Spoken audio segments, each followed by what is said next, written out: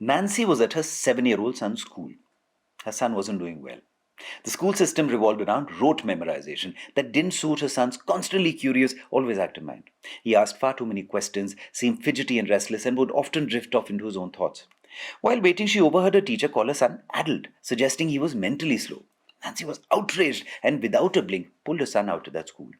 She firmly believed in her son's potential and refused to accept the school's evaluation. She believed that the flawed system had failed her 7-year-old. Now, Nancy was a former school teacher herself. She had taught in a one-room schoolhouse before her marriage, teaching multiple grades across a wide age range with minimal resources. She took a decision that wasn't merely protective, it was defiant.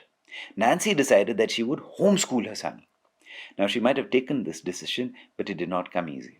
You see, at that time, as now, formal education was highly valued. Women, particularly mothers, weren't seen as educational authorities. Teaching materials were scarce and expensive. Hers wasn't a rich family. Her husband had inconsistent work. The books she taught with were mostly second-hand or borrowed. Now her son had this insatiable thirst for knowledge, particularly in the fields of history, mechanics, and science. He would constantly take apart household items and perform all sorts of experiments on them. Nancy might have felt this natural urge to punish her son, but she also instinctively recognized that children learn differently and that this was her son's way of learning. She supported and encouraged this curiosity, a radical, unheard of approach.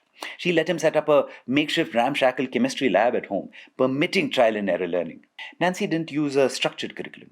Then, at the age of 12, her son developed hearing problems, a condition that progressively worsened. Nancy, recognizing this concern as well, turned his education into a joy, not a burden, instilling a love for books, bringing him serious intellectual texts like Newton's Principia and Gibbon's Decline and Fall of the Roman Empire, reading that exposed him to complex thinking and language at an early age, sharpening his analytical mind. In school, he'd been labeled stupid by a teacher, an act that would have crushed a child's confidence permanently. But Nancy's trust counteracted that shame, allowing her son to develop a strong internal belief in his own intelligence and value, instilling in him purpose and self-worth.